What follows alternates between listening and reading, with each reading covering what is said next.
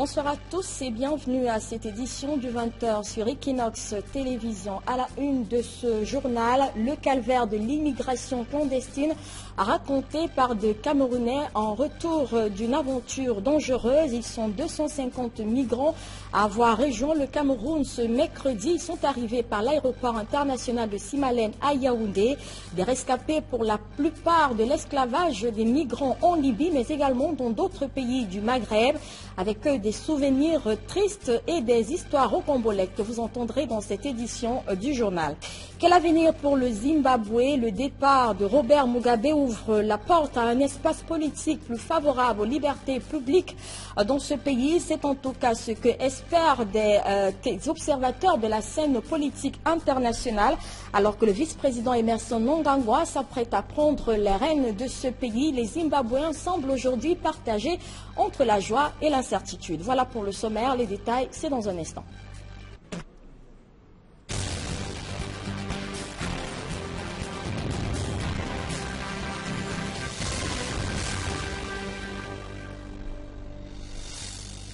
Une fois encore, mesdames, messieurs, bonsoir et bienvenue à cette édition du journal sur Equinox Télévision. Nous ouvrons donc avec l'actualité au Zimbabwe. D'abord, tel un pays ayant remporté la Coupe du monde de football, ainsi les Zimbabwéens ont célébré hier la démission de leur président Robert Mugabe. Dès l'annonce de cette démission, des milliers de Zimbabwéens, hommes, femmes et enfants sont descendus dans les rues de la capitale Harare, chantant et dansant. Des scènes de liesse qui avaient déjà débuté au Parlement où a été lue la démission de ce président par le président de l'Assemblée nationale. Il faut dire que Mugabe était à la tête du pays depuis 37 ans. Emma Songa et Hervé Kenny. Mardi 21 novembre 2017, à peine la démission du président Robert Mugabe a été annoncée au Parlement zimbabwéen, que les populations de Harare sont descendues dans les rues pour manifester leur joie et célébrer cette date historique qui marque la fin de 37 ans de règne du héros de l'indépendance. Cette démission de Robert Mugabe, vécue comme une délivrance pour le peuple zimbabwéen, a déclenché une vague de joie dans toutes les villes du pays. Tout un pays est soulevé du sol, transporté dans les airs par une onde de choc qui fait crier, pleurer, rire et klaxonner.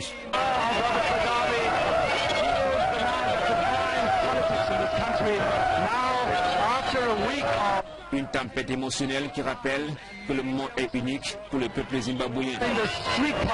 La joie pour la première fois l'emporte sur le canon du fusil au Zimbabwe. Cette date du mardi 21 novembre 2017 sera marquée d'une pierre blanche dans l'histoire du Zimbabwe. Après la joie, la liesse se place désormais à un peu d'incertitude au Zimbabwe au lendemain de la démission du président Robert Mugabe, alors que l'ancien vice-président Emmerson Mnangagwa s'apprête à prendre donc le pouvoir. Vendredi prochain, des Zimbabwéens s'interrogent sur les réelles ambitions politiques de ce proche de Robert Mugabe. Quelques inquiétudes aussi sur la situation sociopolitique de ce pays, notamment l'avenir aujourd'hui après Mugabe. À noter également que le Zimbabwe est aujourd'hui très atteint sur le plan économique. Des précisions avec Eric Marcial Djomo. Emmerson Mnangagwa, de retour au Zimbabwe, c'est tout le processus de transition qui est enclenché. Une transition qui verra l'ancien vice-président limogé par Robert Mugabe le 6 novembre dernier prendre les rênes du pouvoir. Déjà désigné président de la ZANU-PF le week-end dernier, la puissante machine du parti au pouvoir a fait de lui le successeur de Robert Mugabe. Il prêtera serment dans les jours à venir, mais surtout dirigera le pays jusqu'à la tenue des élections, soit à peu près 3 mois.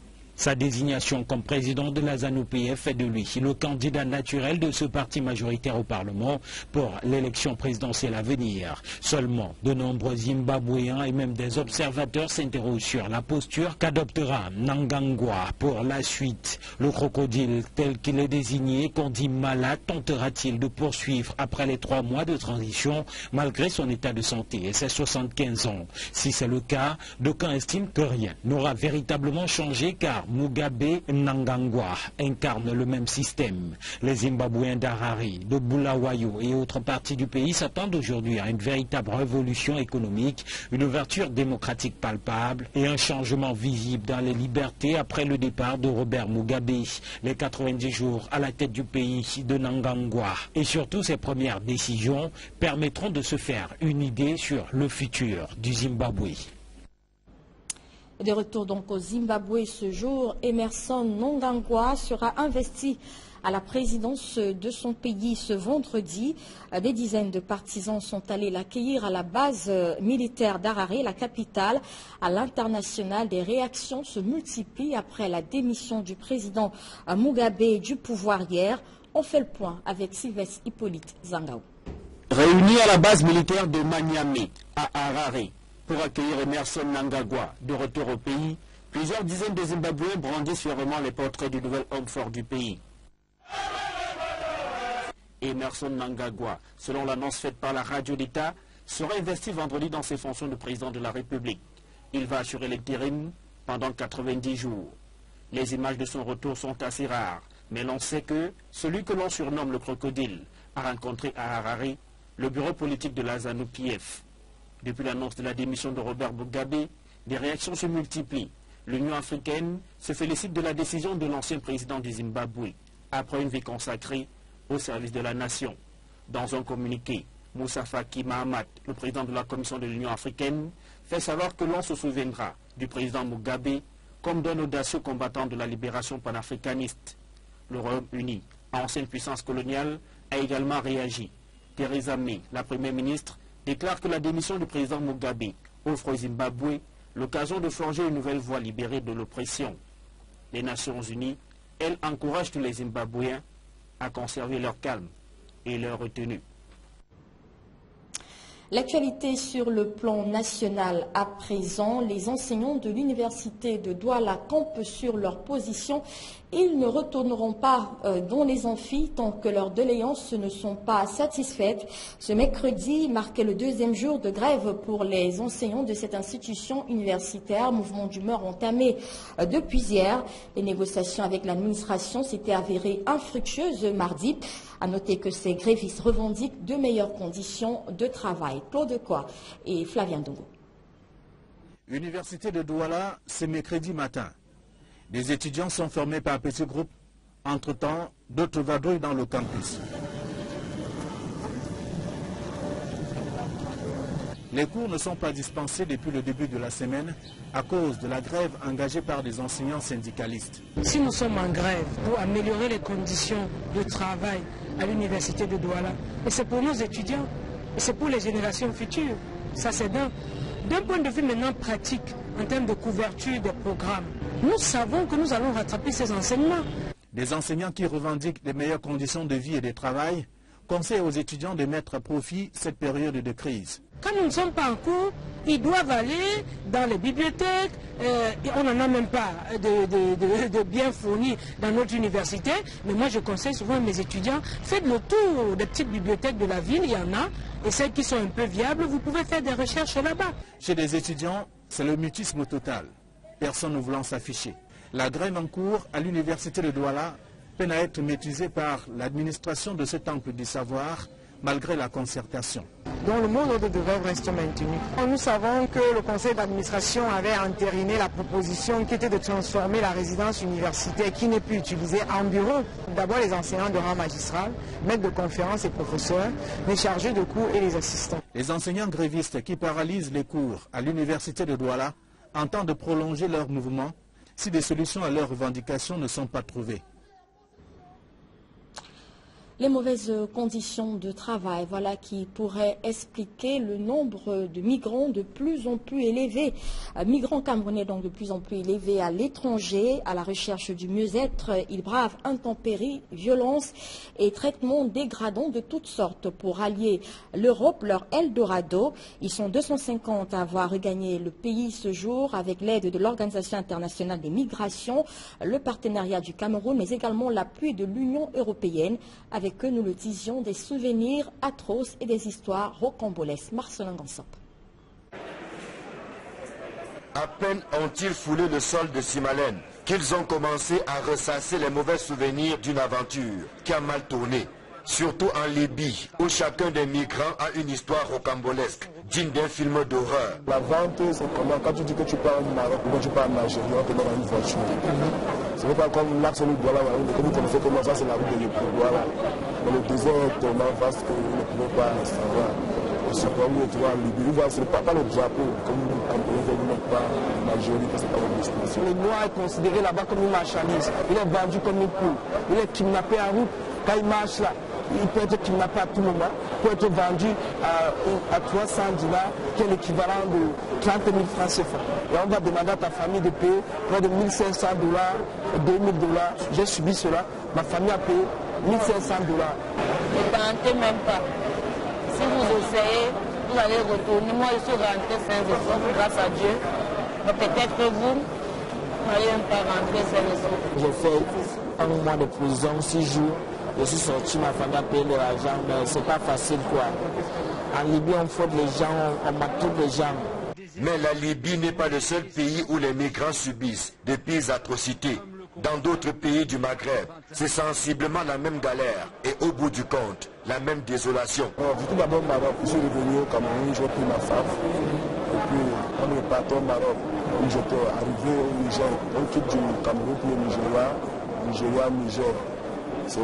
C'est au Niger qu'il y a tous les carrefours. Ceux qui sont partis en Libye, partent en Libye, ceux qui sont partis en Algérie, pour aller au Maroc. On est arrivé au Niger, à Gadez. On nous a vendu, parce qu'on a vendu les hommes là-bas, c'est les coxeurs qui font ça. Moi, j'ai fait pour l'Algérie près de 6 mois là-bas. Tout ce que tu peux faire là-bas, c'est des chantiers. Toi, tu as fait les études, mais tu pars là-bas faire des chantiers, de toute façon. Moi, je ne critique pas mon départ parce que je sais que j'ai beaucoup appris de cette aventure. J'ai retenu beaucoup de leçons. Revenu les pieds sur terre, en chair et en os, ses compatriotes respirent enfin l'air de la liberté et s'empressent de refermer les pages d'une aventure horrible qu'ils ne sont plus prêts de revivre. Ce voyage m'a coûté beaucoup d'argent, j'ai payé plus de 6 000 €. Donc quand j'arrive au pays, j'ai tout vendu, le fond, le confort, j'ai vendu tout à la maison, à la chambre, tout. Bon, même pour dormir, il n'y a pas. Donc, la question que je me pose, c'est comment ferais-je? Je le parle par expérience pour ceux qui me connaissent. J'ai 21 ans d'aventure. Ça fait 15 ans que je n'habite plus au Cameroun. Je remercie le bon Dieu, l'OIM, la communauté camerounaise, les dirigeants et tout, de notre rapatriement aujourd'hui. Le seul conseil que je peux vous apporter, mes frères, honnêtement, devant Dieu, devant les hommes, ne prenez plus la rue de la Libye, parce que ce n'est pas du tout joli à entendre. Ce n'est pas joli à vivre, ce n'est pas joli à voir.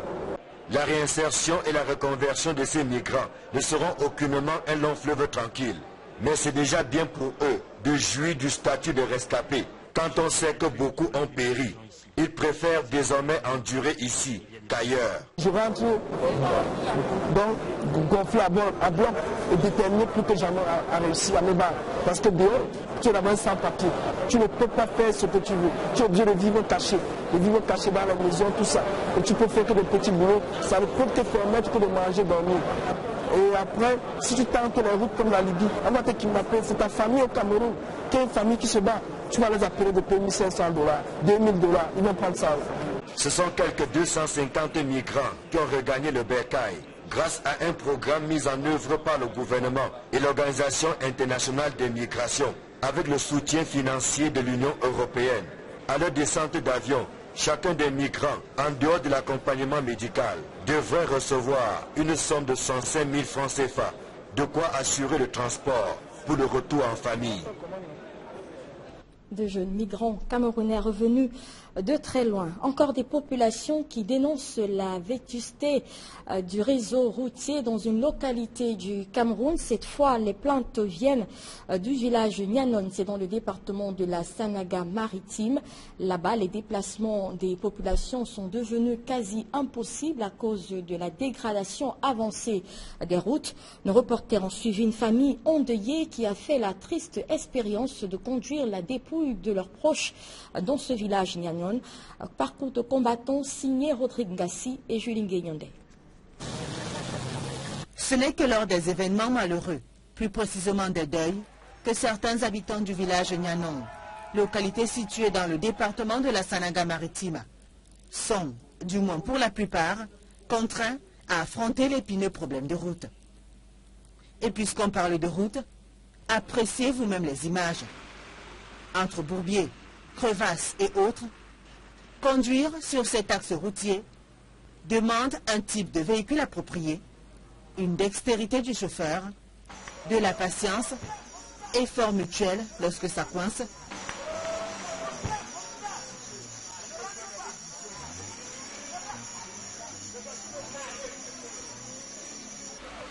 et pour finir, le résultat est plutôt célébré en grande pompe, même si dans ce cas-ci, il s'agit d'un cortège funèbre en route pour un enterrement.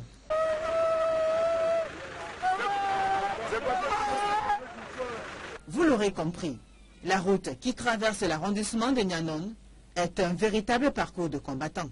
Et ce ne sont pas les riverains qui vous diront le contraire. À Pétomé 1, en passant par Nyanon, nous allons au deuil de notre grand-mère. La route est très désenclavée. C'est une occasion peut-être pour les populations de cet arrondissement de lancer un appel au ministre des Travaux publics pour qu'il puisse quand même faire quelque chose pour les populations que nous sommes. Je ne sais pas, je suis découragé de voir cet état de route comme ça. Ça nous de soi-même d'avoir un gouvernement qui ne peut rien nous aider. C'est rien qu'avec les routes. Chaque fois, on a ces problèmes-là. Et même, ils nous regardent souvent dans les médias, ils ne peuvent pas nous aider. Au moins avoir une bonne route pour que nous sortons en ville. Quelques-uns profitent d'ailleurs pour présenter leurs doléances aux autorités administratives en cette veille de période électorale. À la veille des échéances électorales, il n'est pas question qu'on vienne nous distraire, mais les questions qu'on vienne être pratiques sur le terrain en nous construisant des routes. Le cortège qui conduisait à sa dernière demeure, une des natives de Nyanon, finira par arriver très tard dans la nuit. Un exemple palpable des réalités auxquelles de nombreuses familles font face dans l'arrière-pays. Le problème de route, devenu monnaie courante, favorise l'exode rural et le sous-développement de ces localités. Situation similaire à Yabassi dans le département du Kam où le réseau routier ne cesse de se dégrader. Les cris des populations de cette partie du pays depuis des années à l'endroit des pouvoirs publics n'ont rien changé. À cela, il faut ajouter aujourd'hui la rareté de l'eau potable et l'absence de l'énergie électrique. On voit tout cela avec Gladys Djé et Jacqueline Moulon. Sur cette route non goudronnée et boueuse, gros porteurs, motos, véhicules de transport en commun et piétons sont pris au piège des bourbiers. Les bansikineurs sont pratiquement obligés de patauger dans de la boue, du moins jusqu'à un certain niveau, parce que la traversée se complique un peu plus loin et le passager est parfois obligé de descendre pour pousser l'engin. Cette traversée fait partie du quotidien difficile des populations de Dibom et de Yabassi, des localités situées dans le département du Kam. Les camions transportant des billes de bois défilent en longueur de journée. Ils sont ici présentés comme la cause principale de la dégradation rapide des routes. Oui, ces exploitants frauduleux en ferme quand nous aurons à prendre quelqu'un qui sera en flagrance. Parce que ces camions, comme vous le savez bien, participent à la dégradation très avancée de notre réseau routier déjà très défectueux. Si le sous-préfet de Yabassi a décidé d'aller en guerre contre les exploitants forestiers frauduleux et leurs activités illicites, il reste que les populations ont d'autres problèmes. Parce qu'on n'a aucune route, le souci pour nous d'avoir l'électricité, de l'eau potable. Nous avons un lycée à Yabassi, mais nos enfants, nous les envoyons à Loum parce que la route de Loum est mieux. Même nos malades, même nos femmes qui veulent accoucher, nous envoyons à l'hôpital à Loum parce que Loum est mieux. La route d'Imbom, Yabassi est catégoriquement coupée. Ici, si la femme, la contraction l'arrête ici, elle peut mourir. On a les difficultés, on a le problème d'infrastructure, on a le problème de centre de santé, on a le problème d'école. En attendant une prompte réaction des autorités compétentes à Yabassi, tout comme à Dibom, la vie semble avoir été suspendue, puisque c'est dans le département du Mungo que les populations de ces deux localités mènent leurs activités quotidiennes. Parlons d'autre chose à présent. Où en est-on avec le projet de construction de l'immeuble siège de l'Assemblée nationale? L'incendie qui a ravagé plusieurs bâtiments de l'immeuble principal du siège de la Chambre basse il y a quelques jours à Yaoundé relance ce débat. C'est Kava Yégué Djibril, le président de l'Assemblée nationale, se dit confiant sur l'évolution du projet. Les observateurs interrogent la souveraineté du Cameroun dans cette procédure. Il faut noter que le projet est financé par la Chine. Des précisions avec Guy Zogo. L'incendie qui a frappé une partie du siège de l'Assemblée nationale il y a quelques jours pose plus que jamais la question de la construction des nouveaux locaux de cette institution. À ce sujet, Kava Yégué Djibril, le président de l'Assemblée nationale, a donné quelques indications. La République populaire de Chine, représentée par son ambassadeur à Yaoundé, et la République du Cameroun, représentée par le ministre de l'économie, de la planification et de l'aménagement du territoire, ont signé le 22 septembre 2017 un accord de don sans contrepartie dans le cadre de la réalisation de cet édifice. Un premier financement qui permettra de conduire les études de faisabilité et de lancer les travaux proprement dits. Il ne serait pas superflu. Vous rappelez tout l'intérêt de l'Assemblée nationale et moi-même portant à la réalisation effective et dans le meilleur délai de cet important projet qui, par ailleurs, rentre en droite ligne de la politique de modernisation des institutions de la République. Mais c'est derrière ces explications que se trouve Loïc, mais avancé à l'Assemblée nationale parmi les députés. Il fuse des interrogations à propos du fait que le nouveau siège de la Chambre basse du Parlement camerounais sera construit par une puissance étrangère, certes amie du Cameroun. Pour les tenants de cette thèse, ce qui est en jeu, c'est la souveraineté du Cameroun, laquelle se trouve limitée s'il est question que des institutions aussi sensibles que l'Assemblée nationale soient érigées grâce à des fonds étrangers. Dans l'entourage du président de l'Assemblée nationale, on reconnaît un vrai dilemme sur cette question, mais l'option de l'acquisition d'un nouveau siège est privilégiée, même s'il faut avaler quelques couleuvres. Ainsi en est-il de cette question cruciale qui confirme bien que sur ce sujet, Pékin ne s'applique pas forcément la sagesse chinoise qui dit qu'au lieu de donner du poisson chaque jour à ses amis, il vaut mieux leur apprendre à pêcher. Dans un autre registre, des experts proposent l'adoption d'une politique nationale de l'édition afin de réduire les freins qui plombent le développement de ce secteur au Cameroun. Le sujet était au centre d'une rencontre qui a été ouverte ce mercredi à Yaoundé par le Premier ministre Philémon Yon. À terme, il est question de mettre l'industrie de l'édition au cœur du processus de la croissance. Élisée Bogba et Marcelin Gansop pour les explications. Au chevet de l'édition Made in Cameroun, les acteurs de la filière font un diagnostic froid et sans complaisance. Parce que le marché du livre, pour ce qui est de l'édition générale, n'existe presque pas. Vous vous retrouvez avec des stocks qui sont non écoulés et ça pose un problème. Donc ça pose en même temps le problème de la lecture, de la réception de ces textes-là, le problème de la lecture au niveau du Cameroun. Maintenant, il y a également le volet des manuels scolaires. C'est presque tout le monde qui s'est versé dans le métier et cela induit un véritable désordre. Parfois, on est devant des contenus qui sont absolument décevants, étonnants pour un pays qui a une stature intellectuelle scolaire comme le Cameroun. Des inquiétudes partagées par la vice-directrice générale de l'Organisation mondiale de la propriété intellectuelle, qui va au-delà du Cameroun pour constater que le secteur de l'édition a encore du chemin en Afrique. Vous avez énormément d'auteurs, vous avez énormément de créateurs de talents, mais que l'organisation même du secteur, comme une industrie de l'édition, capable de produire ses propres auteurs sur le sol africain, n'est pas encore au rendez-vous. L'énorme défi que nous nous donnons, c'est de réussir à faire de votre secteur un secteur industriel également, qui puisse mettre en valeur tous vos auteurs. C'est dans ce contexte que les éditeurs, acteurs du livre et autres experts de plus de 50 pays sont réunis à Yaoundé dans le cadre d'une conférence régionale de haut niveau. Le Premier ministre, chef du gouvernement. Les travaux ouverts par le Premier ministre, Philémon Yang, posent les jalons de l'émancipation d'une véritable industrie dans le secteur de l'édition au Cameroun. Et ce ne sont pas les propositions qui manquent. La clé de toute la problématique et tous les problèmes qui se rapportent à l'édition au Cameroun, c'est la mise en place d'une politique nationale du livre.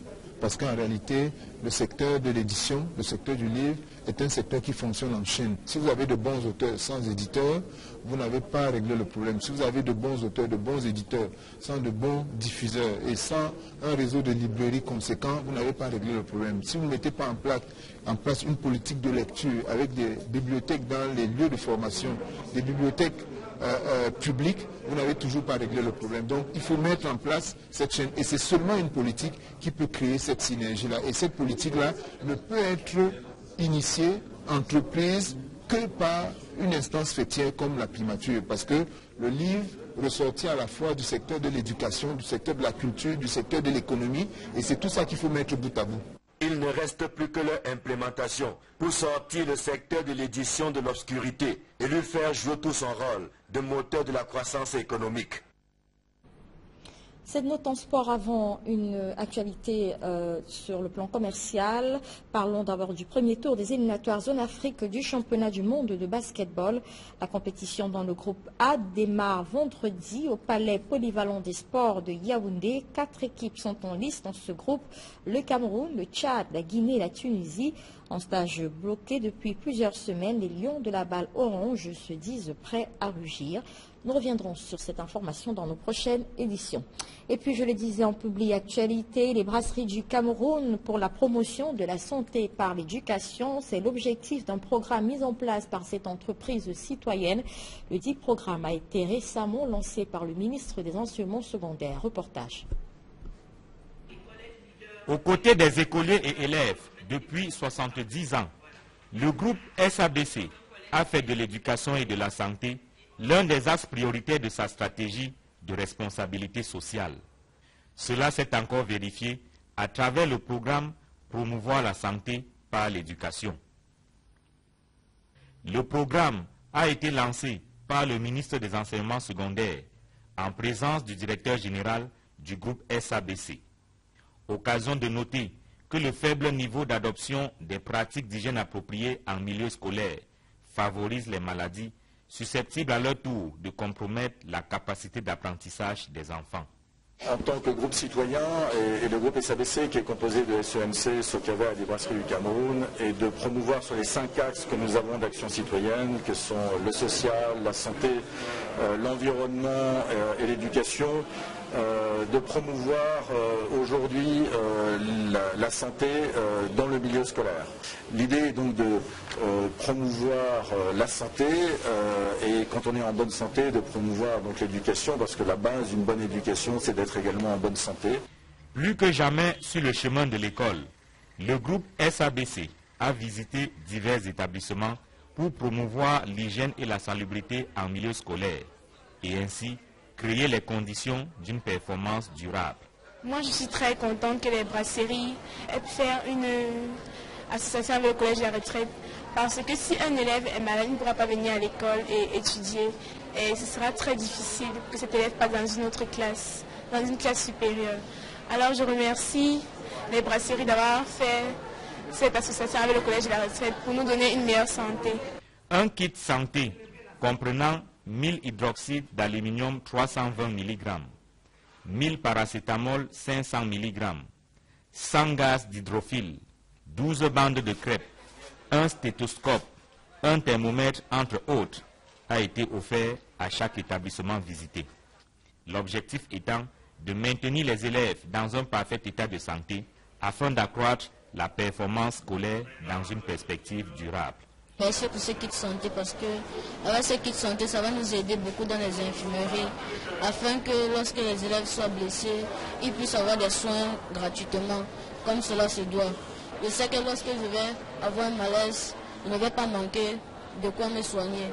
Le programme Promouvoir la santé par l'éducation, qui traduit l'engagement citoyen du groupe SABC, vise donc à sensibiliser les écoliers et élèves au respect et à l'application des règles d'hygiène et de salubrité en milieu scolaire pour préserver leur santé et promouvoir l'excellence scolaire. C'est la fin de cette édition du journal. Merci de nous avoir suivis. Les programmes se poursuivent sur Equinox Télévision.